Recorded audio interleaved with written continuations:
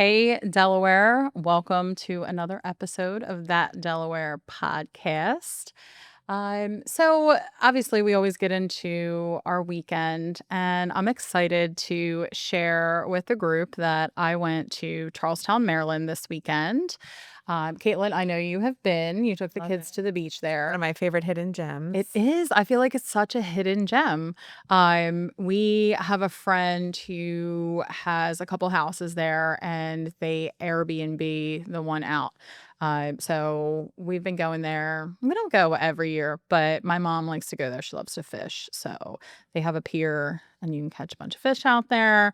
I like just being near the water. But anyway, we take the kids and hang out, and it's just a cool little town. So highly recommend if you guys are looking for something to do. It's like 40 minutes away. I feel like it's like 30 to 40 minutes away from Wilmington, and you feel like you're in a different world. You feel like you're like You do. taking a trip to the beach. You do. I legit was thinking, I'm like, if I ever get an Airbnb, this would be a cute little spot. Like an Because, investment. yeah.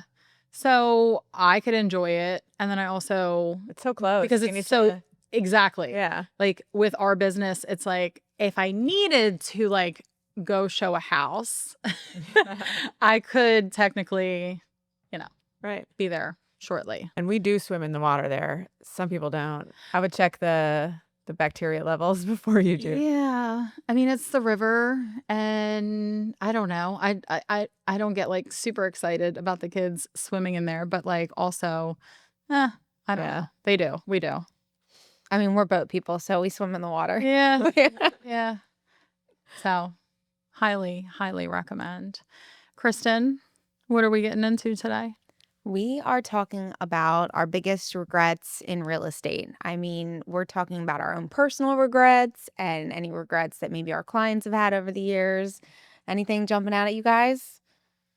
Give us all of the details. I mean, my biggest regret is not buying more real estate. Right. I feel like Same. that is everybody's Yep. biggest regret. It's like, why did I not get my shit together earlier? And like, I mean, I did buy a house young, but buy more houses, right? Yeah. Or I also am like, why did I not refinance when everybody was getting the 2% interest rate? Oh, you didn't refinance? I didn't. I'm surprised. My payment is so low. Like, it wasn't like, it was like an urge. It was like, oh, like, I don't know. I just didn't. Yeah. Again, it's a regret. It's one of those Yeah, things I mean, where you're like, and I I wish did- I did. We did refinance when interest rates were ridiculously low. So yay, we did that. But I have a similar regret. I mean, we bought a fixer-upper when we were very young in our 20s. So that's great. But there was this one property, a condo actually, in North Palm Beach, Florida, literally across the hall from Oh, my wow. parents' place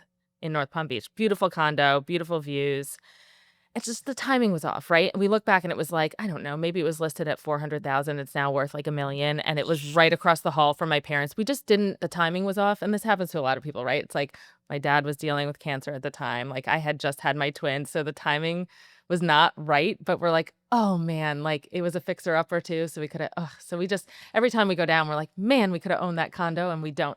But timing is everything for people. But if you have the opportunity to buy and you're like thinking about it, it's never a bad idea to buy property because it only goes up if you think about. And I spent all of my 20s living in New York City, where even people with means don't really own property a lot of the time. Like a lot of the time it's more cost effective. And I mean, we know that the smartest investment is real estate, but most people just rent. And sometimes people in New York are paying like $7,000 a month to rent like a small apartment. And it would be very difficult to buy that same apartment, even though it's like a modest living situation. But yeah, everyone I know in New York rents pretty much. And then when it was time to buy, we bought a beautiful house, and it definitely like needed work. And I regretted this at the time. I no longer own that house. I did go through a divorce, and my ex-husband still lives in that house. But there was a ton of opportunities that we had to put money into the house, and kind of like the house doesn't have air conditioning, and there was a time when it would have made sense to put like mini splits in. I had talked to someone who made a really good offer on installing mini splits, and I just think that like doing home maintenance and like updating the roof and updating systems that need to be updated instead of just repairing. Um, so it is a regret, even though it's no longer my house. I know that Yeah. when you don't Mhm. do the maintenance, you do often end up regretting. Well, I mean, you're just bringing up so many thoughts because I see so many sellers, like, they wait until they're selling to fix things up, and I try to remember this. I mean, we're in this business, and I still have a hard time being like, "You Yeah. know what? I should fix this for us while we're living here." So, Yeah. to those who are thinking about, like, should I repair this or should I, add this while I'm living here? I'd say yes, if you have the means, because you don't wanna do it right before you sell for the next person. Like, enjoy You it. know, Yeah. if you want to Enjoy it for if yourself. you want to put on a deck and you have the means to put in that deck, you don't know if the cost of lumber is going to go up. That's something that we experienced when we were looking to make some repairs. Mhm. I agree. And I'm in that position right now where I want to start doing things to my house so that I can not sell it, but I'm going to have it as a rental. At least that's the plan. That's what I keep saying. So now I'm thinking about like, all right, what kind of cabinets are we going to get? What kind of countertop? Like, what are we going to do? Like, remodeling. And I'm just like, why? Like, why am I doing this now? Again, and it's the same thing with, like, all of our sellers, they do the same thing. It's like, well, then it becomes like a love it or list it thing. It's like, Yes, it does. you know what I mean? How many So times, like, sellers fix it all up, it gets staged, yeah. painted, whatever, and they're like, "Oh, wait, this is actually really nice. I might not wanna go," and we're like, "No, no, that's not the plan." Yeah. Yeah. Stick to the plan. Yeah. So, I mean, I'm definitely not gonna be like, "Oh, I'm gonna stay." But I would really like to enjoy my house more. Yeah. Yeah. So, I feel that. I feel that. Mhm. We just did all new carpet and paint on our second floor, and we hadn't when we moved in. That house needed it. And we've been there 10 years, but we had little ones. We had big dogs. Yep. So I was like, I'm not putting that money into redoing the floors and the walls right now. We decided to do it this year. It was on our bucket list for the house, and we are so glad that we did it. It makes the whole house just look so much fresher by paint and carpet, and that's not even like a major expense, but obviously it didn't make sense when the kids were little. We just But did the same thing. We just got carpet. We went to Airbase. They're great. They have great deals. Like, we just did the same thing. Because again, when you have little kids and dogs, sometimes doesn't make sense, but it's they're so nice destructive. when you finally get to do it. Yeah. Yeah, because like you want to go home and like feel good about being home. And I can't say that I do. It's like I love, being home with my family, but it's like I just look at all the things that I need to do or want to do and I'm just like, ugh, this It's a source of stresses me stress. out. Yeah. So do it. Do it now. Do it, Amber. I know. I know. I know. I We'll told help you Chris's pick brother, stuff. I was like, you need to come over and give me quotes for the basement, bathroom, and my kitchen. They both need to be gutted. Get yourself a nice kitchen. Like, Yeah, while you're living enjoy there. it for a little while. Exactly. Absolutely. If you know you're going to be putting that money in eventually, you might Yeah. as well do it when you can enjoy it. Exactly. And it's just gonna increase the rent for when you do rent it out because you're not selling that house Yeah. with that mortgage That's the payment. plan. Yeah. This is it's a different turn, I guess, for me of real estate regret. And I know I've talked about it on the podcast before, was when I got my license, not doing any homework on the brokerages. And I'll tell you this, little known secret in real estate. People act like you can't switch brokerages. People act like if you switch brokerages, there's something wrong with you and you're just hopping around. And I can tell you that has not been my reality. I have been at a few different brokerages in my career. I've been in real estate for 15 years, and this is my fourth brokerage. I have learned so much from each move that I have made. I have leveled up my business for each move that I have made, and I regret not moving earlier because I felt this pressure that you just don't move companies. So if you're in real estate and you've ever felt that way, that is a huge regret that I have, that I didn't do the due diligence up front and then I stayed too long, and it definitely stunted my growth pattern. And once I made that decision to move, my career definitely has taken off. I think that's what it is too, is just like getting the courage to do it and then ripping the Band-Aid off. Because it's hard. Because it is hard. It's Like hard. I think sometimes what people think about like outside points of view and other people's opinion, it's like, oh, they're switching brokerages. Um, but like to our clients and our sphere, like our friends and family, like they don't even pay attention to who our brokerage is, right? Like I have had so many people ask me, "Who do you work for again?" And then I also explain to them that like the brokerage is just the umbrella of where our license lies. And Mhm. it's a business decision for us to choose that brokerage. What splits are they giving us? Because at the end of the day, like when you're interviewing with the brokerage, you are interviewing them. Yes. They are not interviewing you. Most brokerages will take anyone.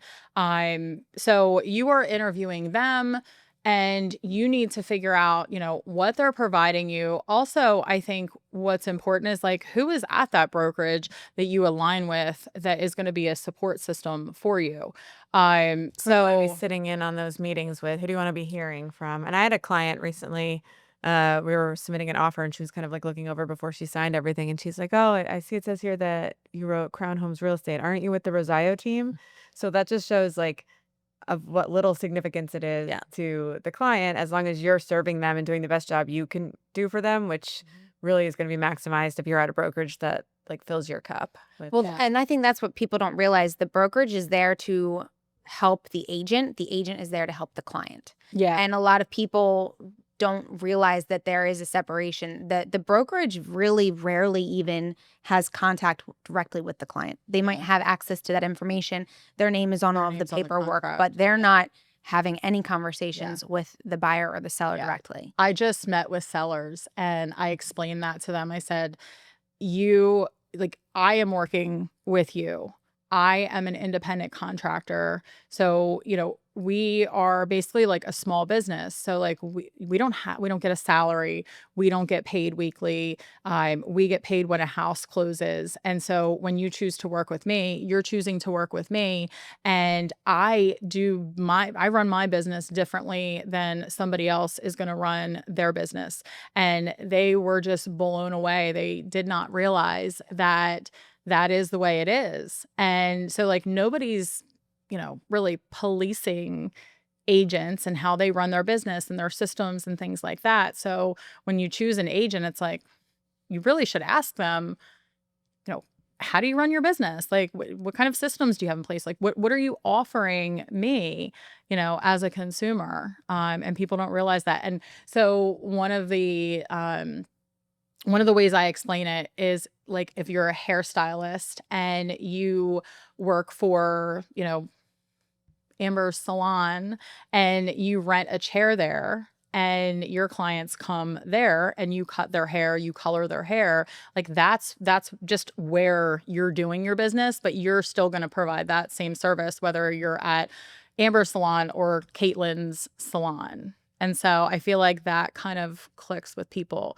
But you're right. It's like people don't do enough like really like looking into researching, doing their due diligence when they're getting into real estate, or if they're in real estate, like really like paying attention to, the brokerages and what they have to offer and realizing that you are interviewing them. Like when I joined the Mhm. team, the Rosario team was with a big name brokerage, nationwide, uh, well-known brokerage. And I did find comfort in the fact that that's a household name.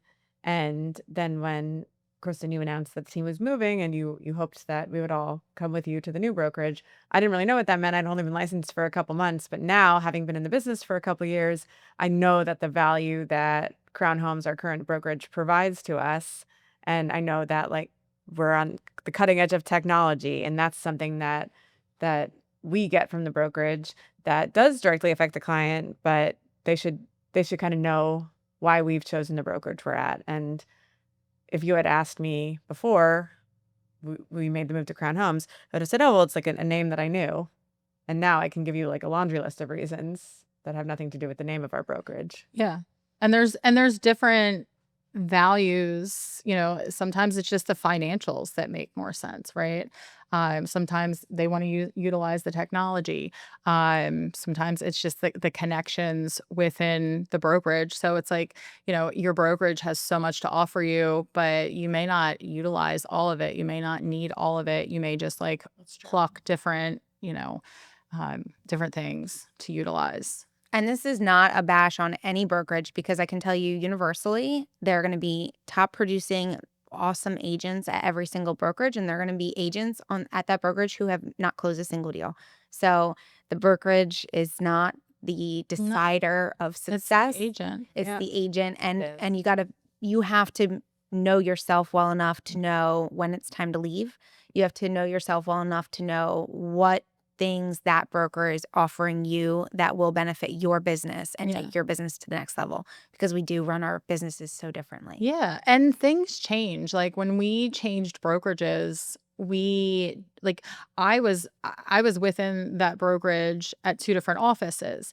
And the reason I changed offices is just because of the people that I was aligned with, right? So like you and I aligned, so I went to a different office. And then, that brokerage made some changes and things changed within, and we were just like, this is no longer what it was, right? It's like if you're in a relationship, right? Always bringing it back. This is no longer what it was, and Serving you anymore. yeah, Time to it's time for me to move on. So you just It's a little inside baseball for Yeah. And I find, most clients do not really care at the end of the day what brokerage you're at. Yeah. I mean, it's really, and that's why I tell people, like, like you said, Amber, you're working with me. Do you trust me? Am I going to have your best interests at heart? Are Yeah. we going to work well together? And they don't really care at the end of the day. They're like, oh, that's a personal choice what brokerage you're at. And no. it really kind of is. It's a personal business. It's a choice. personal business choice for whatever reason. And clients hire me for me, just like all of us, right? So so personal choices, business decisions, really, Yeah, at the end of the day. absolutely. And I don't really have any regrets regarding like real estate in that way. Like I Don't feel either. like Yeah. it's like always worked out, whether like I'm staying at, we've been at this brokerage for a while. It's working out. Like, I just feel like when it's time to make a change, we do our due diligence and And you do learn each time and level up, I think, as you You said. don't know what you don't know. You don't know. That's the thing. You get into this business and, you learn what you learn in real estate school, but then you just don't know until you join a team or you join a brokerage and you see what works for you and what doesn't. And yeah. like you said, some people, I mean, I personally, I have a home office. I don't need a printer. Somebody else might be like, I need a printer. Like I just, don't- it's not a resource I Yeah. need. I don't need paper and I don't need I have that at home. Yeah. So like And most silly agents things like that. And most agents do, but there's Yeah. just differences for each person. So Yeah. Yeah. This is kind of unrelated to the brokerage issue, but I was just remembering that I guess a regret that I have is that I'm now licensed to sell real estate in Delaware and now Pennsylvania as well. And I actually took and passed my Pennsylvania exam like a year and a half ago. Mm. And I just got the license like recently in the last like month. And the reason for that is because there was just a lot of red tape that I kept trying to get through, and I had a lot of life things happening, and I kept putting things to the side. But I regret that I could have been selling houses in Pennsylvania for the last year and a half. But I guess I can only regret that a certain amount because I have that license now, and now I can And I work in am so Pennsylvania. pumped, Caitlin. Yeah, so No, I mean, that's great because I've been saying I'm going to get my Maryland license forever and I haven't even taken the first step. yeah, So at least you did that. when you move around a lot, which I have, like you have to get like background checks for every state that you've lived in, and in the last 5 years. So I actually just edged out one of the states because the 5 year mark passed, but I've lived in like 3 different states and internationally in the last 5 years. So by the time I would get one background check sorted out, then another one that I had gotten timed out because it's like every few months you have to get a new one. So it was just, there's really no excuse, but now I'm licensed. but you did it. Now I'm licensed to sell houses in Pennsylvania, so there's no more regrets. Love that. Also, like, I don't think I'll ever get my PA license. Maryland for sure. Yeah, it's what makes Uh, sense for you. but yeah, so I love that you guys have your PA license so we can, work with clients. Yeah, I'm so interested in like Kennett Square in Philadelphia, and like my boyfriend lives in Montgomery County, so Yeah. there's a lot of Yeah, business to explore. definitely makes sense for you. Yeah. Yeah. So, I mean, I don't have many regrets. Yeah. I think whether you're in real estate or not, I think everybody regrets not buying more real estate. There's like that. Well, I wish I started buying when I was in 8th grade. I've seen those. Like, Yeah. real estate prices were so cheap back then. Yeah.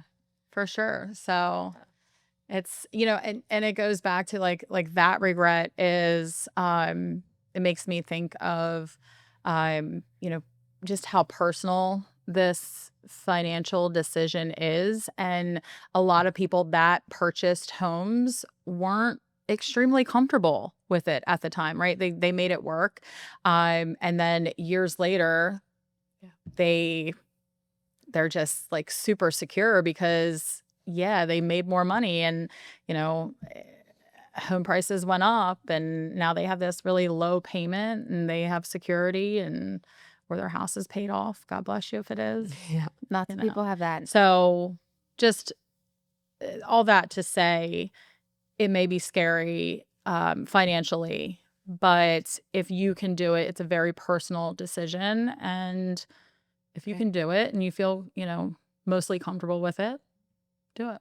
Get a good team behind you who can make the numbers make sense for you. And then I guess also, if you are thinking about moving and you're not sure whether or not selling makes sense or keeping it as a rental, like Amber said, that is another regret that I have talked about on the podcast is that we didn't keep our first house as a rental, and we just didn't have people in our world that talked like that about investment properties. And I regret selling that house. So if you are like not sure what the direction is, you kept your first house as a Yeah, and I rental. do not regret that. I mean, there were times when, so we bought our second house. My twins were 3 months old when we settled on the house we're in now that we've been in almost 14 years. And I mean, I don't regret that we didn't sell that. And there were times when it was like we couldn't even afford diapers barely. But we made it work. I mean, we're still here. We survived. Yeah. But there were times like, gosh, can we buy toilet paper this week? I don't know. But we did make it work. And so I don't have regrets. So if you're in that situation where you're like, I just don't know how it's possible, like you might be able to do it. And then years from then you'll have this investment property still that has a super low payment. We have great, knock on wood, great tenants that we've had for years. And it's kind of our college savings plan too. Yeah. So whether the kids go to UD or they go somewhere else, like if they're at UD, they could live there eventually. If they go somewhere else, we could sell it, and there's some of their college money. I don't know. Or take out the equity. There was a woman Yeah. that told me a story of she purchased a house in New Jersey, and at the time that I met her, she was selling it. And she said, buying this house was such a struggle. But like once I had it, it's helped me through so many times in my life where like she got divorced. She was able to pull out equity to put her kids through college, eventually paid that back. Now she's, selling it and she is going to make a boatload of money on it and she's going to retire. So it's like, home ownership isn't just security. It's also provides you so many other ways to do different things in life. Yeah. So For sure. absolutely. And I mean, it's not in my best interest to tell you to keep the house as a rental because I'm not going to make any money off of that. But do you know how many times I do? I'm like, are you sure that like you don't want to just keep this? And, we have run the numbers both ways, and most people have decided, no, Amber, I don't want to be a landlord.